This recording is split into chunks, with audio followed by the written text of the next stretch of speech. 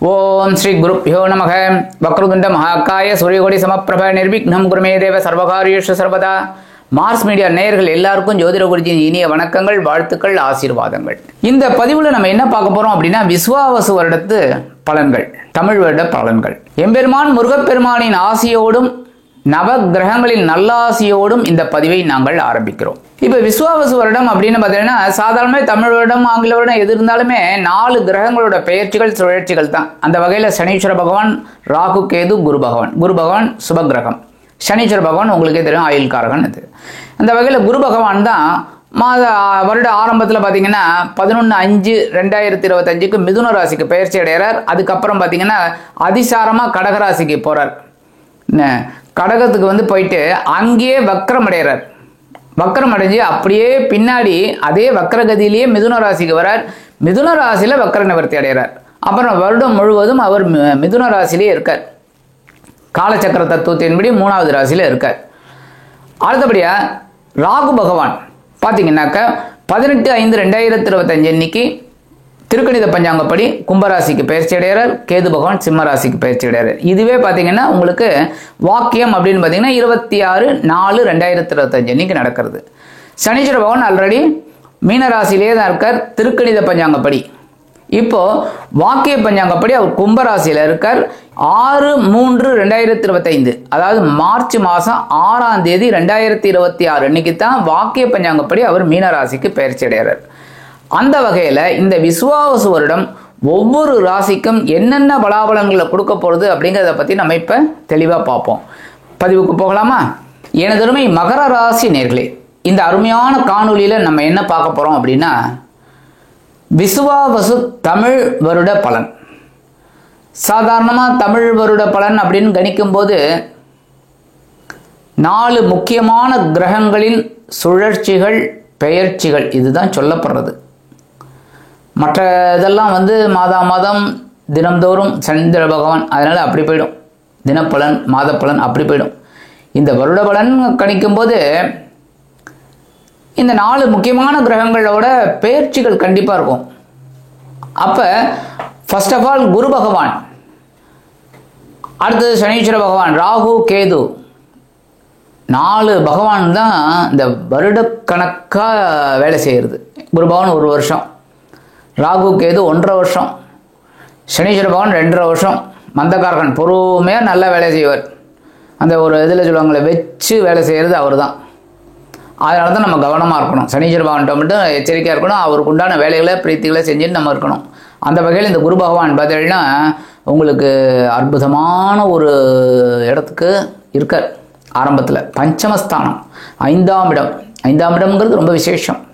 ஆரம்பத்தில் விசுவாவசு ஆரம்பத்தில் அற்புதமான ஒரு இடம்.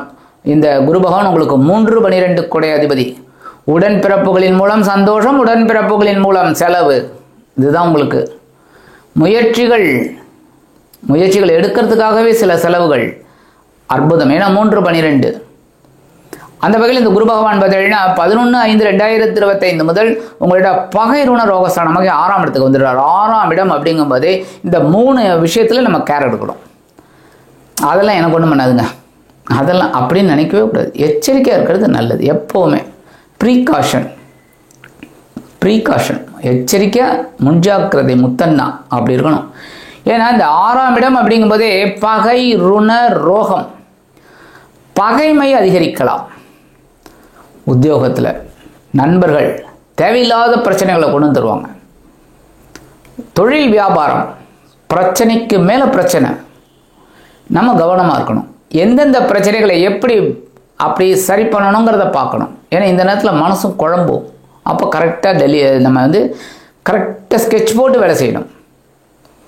அடுத்து ருணம், கடன் அதிகமாகும். ஏதாவது ஒரு விஷயத்தில், ஏதோ ஒரு விஷயம், குழந்தை படிக்கிறதுக்கு, இல்லைன்னா குழந்தைகள் உத்தியோகம், குழந்தைகளுக்கு கல்யாணம் கூட ஆகிடும். அதுக்காகவே செலவுகள், கடன் வாங்கக்கூடிய ஒரு சூழல் உண்டாகும். அதனால் கடன்கள் விஷயத்தில் கவனமாக இருக்கணும்.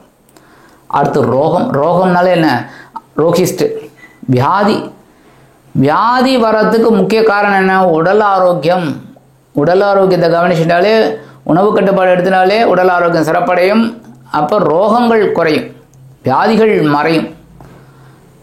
அந்த வகையில் 6ஆம் இடத்துல இருக்கிற குரு பகவான் பார்வை பார்த்தீங்கன்னா என்றைக்குமே சுபம் தான். 6ஆம் இடத்துல இருக்கக்கூடிய குரு பகவான் 5ஆம் பார்வையாக உங்களோட ஜீவனஸ்தானத்தை பார்க்குறாரு. ஜீவனம் விருத்தி அடையும். எப்போ? வேலை செஞ்சா. எப்போவுமே வீட்லேயே உட்காந்துருந்தா ஜீவனம் விருத்தி அடையுமா சொல்லுங்கள்? இப்போ இல்லத்தரசிகள் கூட கிச்சனில் போய் வேலை செஞ்சால் தான் சாப்பாடு, அவங்க ரெடி பண்ணி கொடுத்தா தான் சாப்பாடு, இல்லைன்னா ஸ்விக்கி ஜொமேட்டோ தான். அப்போ அவங்க கொண்டு வந்து கொடுக்கணும். கரெக்டாக?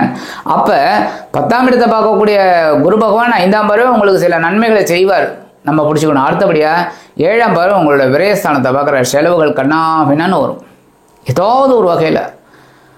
அடுத்தபடியாக 9ஆம் பார்வை உங்களோட 2ஆம் இடத்தை பார்க்குறாரு. ஸோ தனவரவு வரும். எவ்வளவுக்கு எவ்வளோ செலவுகள் இருக்கோ அவ்வளவுக்கு எவ்வளோ வரவுகளும் இருக்கும். அதை மீட் அவுட் பண்ணிட்டு இருப்பீங்க குருவோட பார்வை பலத்தால்.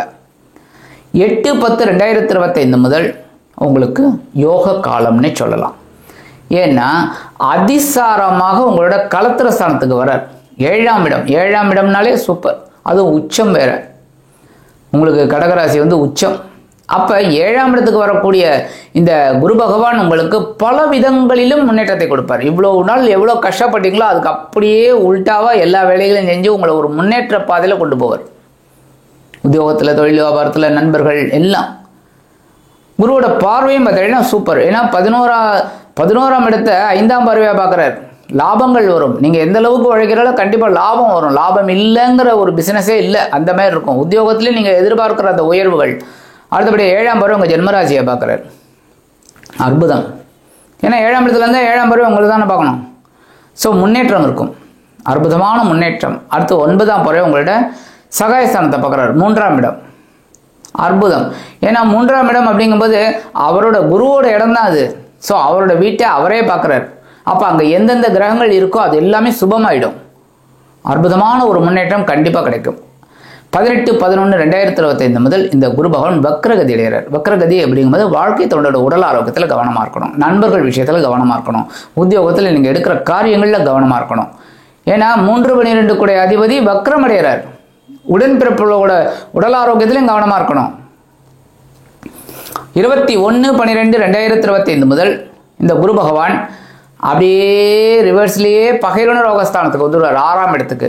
ஏன் அப்படின்னா 7ஆம் இடத்துல பார்த்தீங்கன்னா புனர்பூசம் 4ஆம் பாதம் மட்டும்தான்.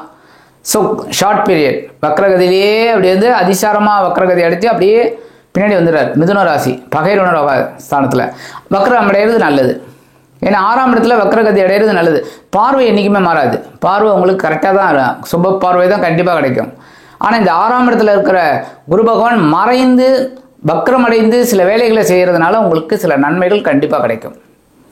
17/3/2025 முதல் இந்த குரு பகவான் வக்ர நிவர்த்தி அடைகிறார். மேற்சொன்ன மாதிரி வக்ர நிவர்த்தி அடையும் போது அவர் முழு பலத்தோடு இருப்பார். அப்போ நீங்கள் மறுபடியும் உத்தியோகத்தில், தொழில் வியாபாரத்தில் எல்லாத்தையும் கண்ணும் கருத்துமாக இருக்கணும். கவனம் கவனம் கவனம். அடுத்தது முக்கியமான கிரகம் சனீஸ்வர பகவான். சனீஸ்வர பகவான் இது வரைக்கும் உங்களுக்கு 7.5ஆக இருந்து உங்களை போட்டு ஓரளவுக்கு வசதி விட்டார் சில பேரை. ஏன்னா தசாபுக்தி இதெல்லாம் கரெக்டாக இருந்ததுன்னா தூக்கி விட்டார். ஆனால் போகிற போக்கில் ஒரு தட்டிட்டு தான் போயிருக்கார். கரெக்டாக போகிற போக்கில் ஒரு தட்டி உட்கார வச்சுட்டு தான் போயிருக்கார். அந்த வகையில் இப்போ அவர் இருக்கிற இடம் 3ஆம் இடம். திருக்கணித பஞ்சாங்கப்படி 3ஆம் இடம். 3ஆம் இடம் அப்படிங்கிறது மறைவு ஸ்தானம். 3, 6, 8, 12 எல்லாம் மறைவு ஸ்தானம். மறைவு ஸ்தானத்தில் இருக்கக்கூடிய இது அரை மறைவுன்னு சொல்லலாம். அந்த 3ஆம் இடம் முயற்சிகள் சாதகமாக இருக்கும். நீங்கள் எண்ணிய எண்ணங்கள் சாதகமாக அமையும். ஆனாலும் எல்லா விஷயத்துலையும் நீங்கள் அந்த இன்புட் கொடுக்கணும். அப்போ தான் அவுட்புட் கிடைக்கும். இன்புட்டை எவ்வளவுக்கு எவ்வளோ நீங்கள் கொடுக்குறீங்களோ அப்போ தான் அவுட்புட் நல்லபடியாக கிடைக்கும். அந்த வகையில் இந்த சனிச்சந்திரனோட 3ஆம் பார்வை உங்களோட பஞ்சமஸ்தானத்தை பார்க்குறாரு. குழந்தைகளின் மூலமாக குழப்பம் இருக்கும். ஆன்மீக விஷயங்களில் நீங்கள் கொண்டு போயிட்டீங்கன்னா அந்த குழப்பமும் தீரும். அடுத்தது 7ஆம் பார்வை உங்களோட பாக்கியஸ்தானத்தை பார்க்குறாரு. தந்தையாரோட உடல் ஆரோக்கியத்தில் கவனமாக இருக்கணும். பிதுரார்ஜித சொத்துக்கள் உங்கள் கைக்கு வரத்துக்கு கொஞ்சம் வாய்ப்புகள் அப்படியே இருக்கும். கொஞ்சம் வாய்தா போனாலும் கிடைச்சிரும்.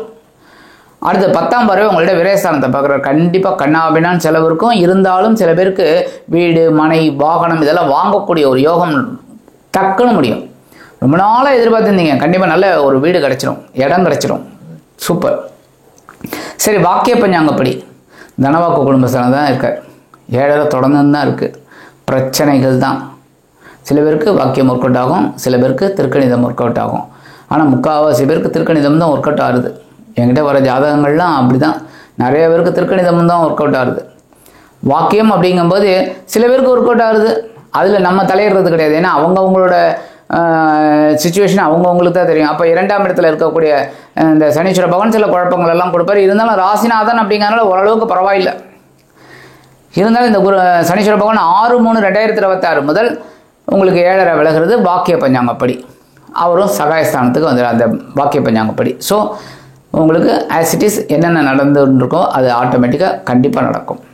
சரி, அடுத்தபடியாக ராகு பகவான் சாயா கிரகம், பாம்பு கிரகம், நிழல் கிரகம், இருள் கிரகம், என்ன வேணாலும் சொல்லிட்டு போங்கப்பா, நாங்கள் செய்கிற வேலையை நாங்கள் கரெக்டாக செய்வோம். அப்போ இந்த ராகு பகவான் உங்களுக்கு பார்த்தீங்கன்னா இது வரைக்கும் உங்களோட சகாயஸ்தானம் என்று அழைக்கப்படக்கூடிய 3ஆம் இடத்துல இருந்து உங்களோட தைரியத்தை கொடுத்தார். ஏன்னா இந்த ராகு யோகக்காரகன், பிரம்மாண்டமான ஒரு தைரியத்தை கொடுத்தார். அட்டப்பட என்ன பண்ணினாலும் பரவாயில்ல, பண்ணிடணும் இந்த வேலையை. அந்த வகையில் இந்த ராகு பகவான் 26/4/2025 முதல் கும்பராசிக்கு வந்துடுறார். கும்பராசி உங்களுக்கு 2ஆம் இடம். சனீஸ்வர பகவானோட காரகத்துவத்தை வாங்கிக்கிறார். நட்பு கிரகம் தான் சனீஸ்வர பகவான். ஆனால் 2ஆம் இடம் என்னென்ன தனம், வாக்கு, குடும்பம், தனவரவில் கொஞ்சம் அப்படி கை வைப்பார். அப்போ நம்ம முயற்சிகளை மேற்கொண்டாதான் அந்த தனவரவு கிடைக்கும். அடுத்து வாக்கு, ஃபால்ஸ் வாக்குறுதி தான் கொடுக்க முடியும். இதை நான் செஞ்சு தரேன்னு சொல்லுவீங்க, முடியாது. அதனால தான் யோசித்து கொடுக்கணும். அடுத்து குடும்பத்துக்கு தேவையானதெல்லாம் வாங்கணும்னு நினைப்பீங்க, பிரம்மாண்டமாக நினைப்பீங்க, எல்லாம் படுத்துக்கிட்டு கற்பனை உலகத்தில் காலையில் எழுந்து வாங்க முடியாது. சில பிரச்சனைகள், சில டென்ஷன், குடும்பத்துலேயும் டென்ஷன் இருக்கும், கணவன் மனைவி கிடையாது பிரச்சனை, இந்த மாதிரிலாம் இருக்கும். ஏன்னா 2ஆம் இடம் அப்படிங்கும்போது ராகு பகவான் இருக்காருங்கும்போது நம்ம எல்லா விஷயத்துலையும் கவனமாக இருக்கணும், பொறுமையாக இருக்கணும், பேசுகிற வார்த்தைகள், உடல் ஆரோக்கியம். அடுத்து கேது பகவான் ஞானக்காரகன். இவர் எங்கே இருக்காருன்னு பார்த்தீங்கன்னா இதுவரைக்கும் உங்களோட பாக்கியஸ்தானமாகிய 9ஆம் இடத்துல இருந்து பாக்கியங்களை அனுபவிக்க சில வேலைகளை பண்ணார். அழகாக பாக்கியங்களை அனுபவித்தீர்கள். 26/4/2025 முதல் சிம்மராசிக்கு வந்துடுறார். சூரிய பகவானோட காரகத்துவத்தை வாங்கி இந்த கேது பகவான் பரிமளிக்க போகிறார். என்ன பண்ண போகிறார்? இந்த சிம்மராசி உங்களுக்கு அஷ்டமஸ்தானம், 8ஆம் இடம். 8ஆம் இடம்னாலே மறைவு ஸ்தானம். ஜாகிரதையாக இருக்கணும். உடல் ஆரோக்கியத்தில் ஆயுள் ஸ்தானம் நல்லா கவனிச்சுக்கோங்க. அப்போ நம்ம இந்த கேது பகவான் ஒரு ஞானத்தை கொடுப்பார். என்ன அப்படின்னா, இப்போ உங்களுக்கு உடம்பு முடியல, ஒரு ஃபங்க்ஷனுக்கு போகிறீங்க, இதெல்லாம் சாப்பிட்டா பிரச்சனைக்கு மேலே பிரச்சனை வரும் அப்படின்னு உங்களுக்கு தெரியும். அப்போ நீங்கள் என்ன பண்ணணும்? நீங்கள் கேதுவை மறந்துடுங்க, ராகுவை மறந்துடுங்க, நவகிரகங்களை மறந்துடுங்க, உங்களை நினச்சிக்கோங்க, உங்கள் உடல் ஆரோக்கியத்தை நினச்சிக்கோங்க. இதெல்லாம் நம்ம சாப்பிடக்கூடாது அப்படின்னு ஒதுக்கணும். ஏன்னா இதெல்லாம் ஹார்ட்டுக்கு ஒத்துக்காது, ஸோ நமக்கு பிரச்சனை வரும் அப்படின்னு நீங்கள் தான் முடிவு பண்ணணும். இந்த இடத்துல ராகு கேதுவெலாம் முடிவு பண்ண மாட்டாங்க. ஒரு ஞானத்தை கொடுப்பார் கேது. சாப்பிடு, ஒன்றும் ஆகாது. சாப்பிட்டது இது ராகு சொல்கிறது. அப்போ நீங்கள் சாப்பிடும்போது டென்ஷன் ஆகுறதில்ல, பிரச்சனை வருதில்ல, அது கேது கொடுக்கறது. ஆஹா, நம்ம சாப்பிட்டுட்டோம், அதனால தான். அதுக்காகத்தான் நம்ம எல்லா விஷயத்துலையும் அப்போ அஷ்டம ராசியில் வரக்கூடிய இந்த கேது பகவானுக்கு நம்ம என்ன பண்ணணும்? அவர் சொல் பேச்சை நம்ம கேட்கணும். உடல் ஆரோக்கியத்தில் கவனமாக இருங்க, பேசுகிற வார்த்தைகளில் கவனமாக இருங்க. சில பேருக்கு உத்தியோகத்தில் பிரச்சனை வரும், தொழில் வியாபாரத்தில் பிரச்சனை வரும், இதெல்லாம் கவனிக்கப்பட வேண்டும். சரி, பரிகாரமாக என்ன பண்ணினா ரொம்ப விசேஷம். குரு பகவான் கொஞ்சம் அப்படி இப்படி இருக்கார்ல, அவர் தான். சனீஸ்வர பகவான் 3ஆம் இடத்துக்கு வந்துட்டார் திருக்கணித பஞ்சாங்கப்படி. ராகு கேது சொல்கிறேன். இப்போ இந்த குரு பகவான் பிரீத்தி கண்டிப்பாக பண்ணணும். என்ன அப்படின்னா, வியாழக்கிழமை நவ கிரகங்களில் உள்ள புத்திரக்காரகர், தனக்காரகர் என்று அழைக்கப்படக்கூடிய குரு பகவானிற்கு முல்லை மலர்கள், வெள்ளை முல்லை மலர்கள் வாங்கி அணிவிங்க. ஒரு அர்ச்சனை பண்ணுங்க, நெய் தீபம் ஏற்றுங்க. அற்புதமான பலன்கள் அந்த குரு பகவானால் உங்களுக்கு கிடைக்கும். ஏன்னா இந்த குரு பகவான் முயற்சி ஸ்தானத்து அதிபதி, முயற்சிகளை வெற்றியடைய வைப்பார். அடுத்தது எல்லாருக்கும் சொல்லுவேன், புற்றுக்கோயில். ஏன் அப்படின்னா, அந்த ராகு கேது உங்களுக்கு இதுவரைக்கும் அந்த 1.5 வருஷமாக நல்ல ஒரு உயர்வான ஒரு இடத்துல, கிட்டத்தட்ட 3 வருஷம்னு கூட வைக்கலாம், அப்படி நல்லா பண்ண ஜம்முன்னு இப்போ என்னன்னா 2ஆம் இடம் 8ஆம் இடம் வரார் அப்படிங்கும்போது புற்றுக்கோயில் போகணும். அம்பாள் வழிபாடு, நாகர் வழிபாடு, செவ்வாய்க்கிழமை, வெள்ளிக்கிழமை, ஞாயிற்றுக்கிழமை. என்ன குருஜி 3 நாள் போக சொல்கிறதே எங்களால் முடியாது, ஏன்னா உத்தியோகத்துக்கு போகிறதே கரெக்டாக இருக்குது. ஒரு ஞாயிற்றுக்கிழமை நான் போயிட்டு வரேன், வெல் அண்ட் குட், போயிட்டு வாங்கோ, நான் வேண்டான்னு சொல்ல. யதாசக்தி யதாகிரண்யம், நம்மளால் என்ன முடியறதோ கண்டிப்பாக செய்யணும். 3 நாள் அதுக்கு தான் சொல்கிறது. செவ்வாய்க்கிழமை, வெள்ளிக்கிழமை, ஞாயிற்றுக்கிழமை 3 நாளில் எப்போ முடியுறதோ போங்க. போயிட்டு நாகர் வழிபாடும், புற்றுக்கோயில் வழிபாடும், அம்பாள் வழிபாடும், அற்புதமான ஒரு முன்னேற்றம் கண்டிப்பாக உங்களுக்கு கிடைக்கும். உங்களோட மனக்குறைகள் தீரும், உங்களோட பிரச்சனைகள்லாம் குறையும், எடுக்கிற காரியங்கள் வெற்றி அடையும். ஆக இந்த சின்ன பரிகாரம் நீங்கள் பண்ணினால, குரு வழிபாடு, புற்றுக்கோயில் வழிபாடு, இது ரெண்டும் நீங்கள் பண்ணினாலே விசுவாவசு தமிழ் வருடம் உங்களுக்கு அற்புதமான வெற்றிகளை தரக்கூடிய வருடமாக அமையும் என்று கூறி விடைபெறுகிறேன். நன்றி, வணக்கம். மீண்டும் ஒரு அருமையான பதிவில் நான் உங்களை மனமகிழ்ச்சியோடு சந்திக்கிறேன். வாழ்த்துக்கள், வாழ்க வளமுடன். இந்த சேனல் உங்களுக்கு பிடிச்சிருந்தா மறக்காம சப்ஸ்கிரைப் பண்ணுங்க, ஷேர் பண்ணுங்க, லைக் பண்ணுங்க, கமெண்ட் பண்ணுங்க.